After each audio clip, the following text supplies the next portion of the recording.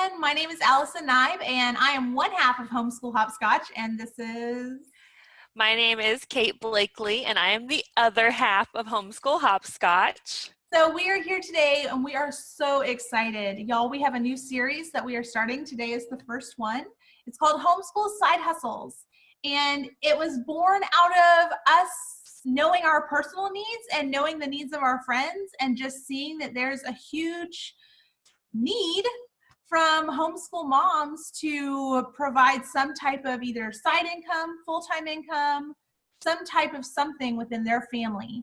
And we know that there are lots and lots and lots of options out there, but sometimes it's hard to narrow down exactly what makes sense for you. And so we wanted to bring you real moms that are really doing this. They really work from home, and we want to interview them and have them tell you, what does a day look like? What kind of money can be made? How much upfront work is needed to even get started? These are all things that are important to know before starting a new job. And in this kind of work from home industry, it's hard to know what's real and what's not. So we are here to hopefully bring you a huge variety. I mean, we have everything from modeling to being a chef, to being a tutor. I mean, you guys, the stuff we have lined up is awesome. We can't wait. So today I'm wearing a little bit of a different hat. I get to be the interviewee, and Kate will be the interviewer.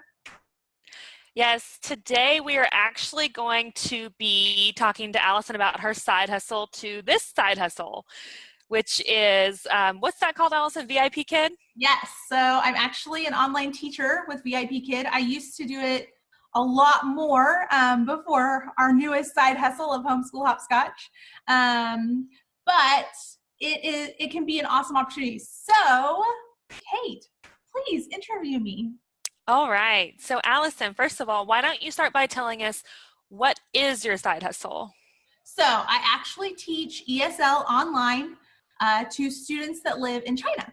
So I log in the morning and follow the curriculum and teach English. What is ESL? So ESL, English as a Second Language. It's for students who are either very beginning learning English, up to advanced level English speakers. And how much Mandarin do you have to know to do a job like that? So I can say ni hao, and that's about the extent of my Chinese experience, of my Chinese knowledge. Okay, great. So how does that work then? How do you communicate with the kids what they need to learn? So it's actually a full English immersion program, which means they are expected to only speak English in the classroom. And so the curriculum is completely in English. The expectation from the parent is that I will only speak English. Because of that, it works out really well since I speak English. Great. So can you tell us what a normal day in the life of doing that kind of job is? So here, they are 13 hours ahead of us here in Central Standard Time. So my days can start as early as, 2 a.m. or 3 a.m. or 4 a.m. and it ends every day by 9 a.m. because 9 a.m. our time is 10 p.m. their time. So when I did it pretty well, almost full time, I usually worked from about 3 or 4 a.m. till 9 a.m. 7 days a week. Oh, wow. 7 days. That seems like a lot. It is what it is, right? But keep in mind, it was less hours, 7 days a week, and I was done by 9 a.m. every day. So that was pretty awesome. True, true. So what can you tell us about the process itself? Do you have to write lesson plans to teach each student, and how do you get your students?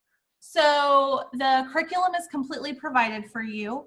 You don't get assigned students necessarily. You kind of have to promote yourself. You have an intro video and an intro paragraph and some headshots and pictures.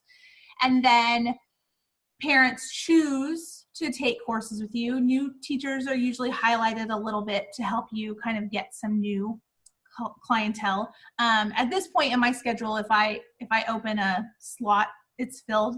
I get to pick which slots I open. They don't mandate that, so I can choose when and how and whatever I work.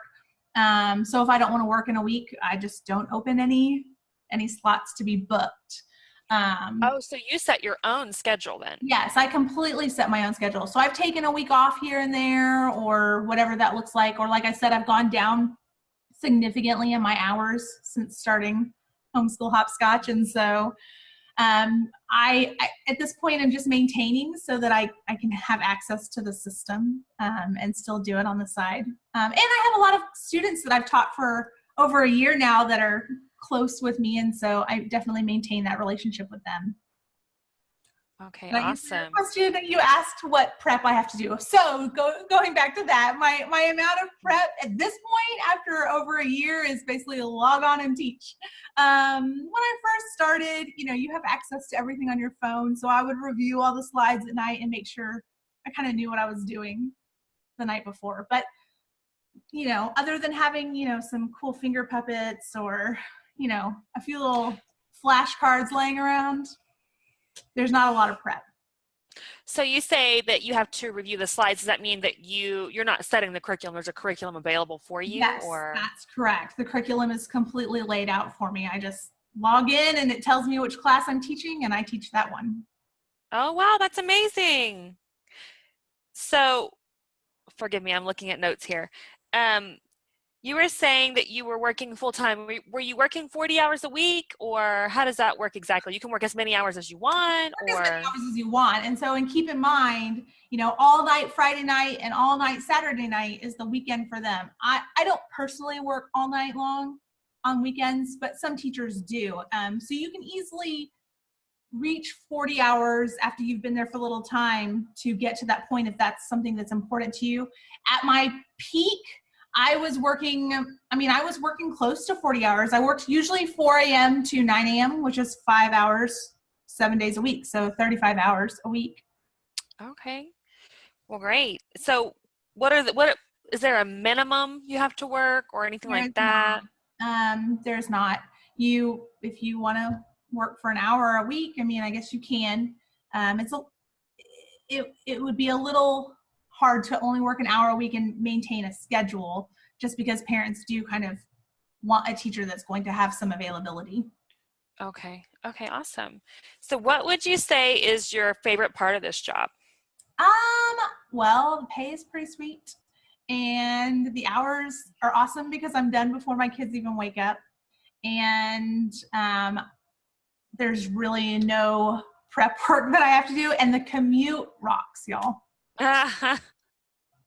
Okay, so you brought up pay. Are you willing to share with us how much the job pays for you, or what the average pay is for this position? Sure. So I don't mind sharing, and it's pretty well publicized on their sites. But their pay range is like $16 to $22 an hour, and I make $21 an hour. So $21 an hour with no commute, and because I'm an independent contractor, you do have to pay employment taxes, but you do have things that you can write off as well. So I should share about my past experience in life. Kate, would you like to ask me what my degree is in? What is your degree in, Allison? So I have no education degree. I have a degree in finance.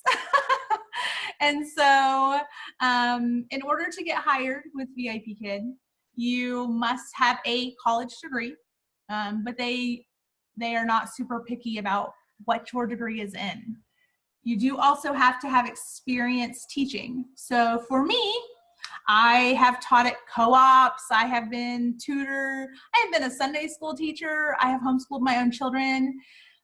They're really more looking for the American experience. So if you can be cute and fun and excited, that will go a long way in your interview process.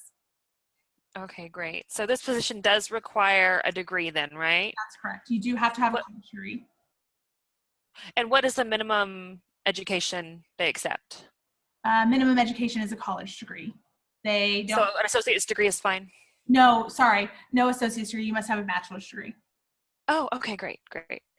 And so why don't you also tell us how you would get started doing this job? So how one of our listeners might get started doing this job. So if you wanted to start doing this, I definitely recommend going through someone who already teaches, because the interview process, you're not working for an American company. You are working for a Chinese company. They do things differently.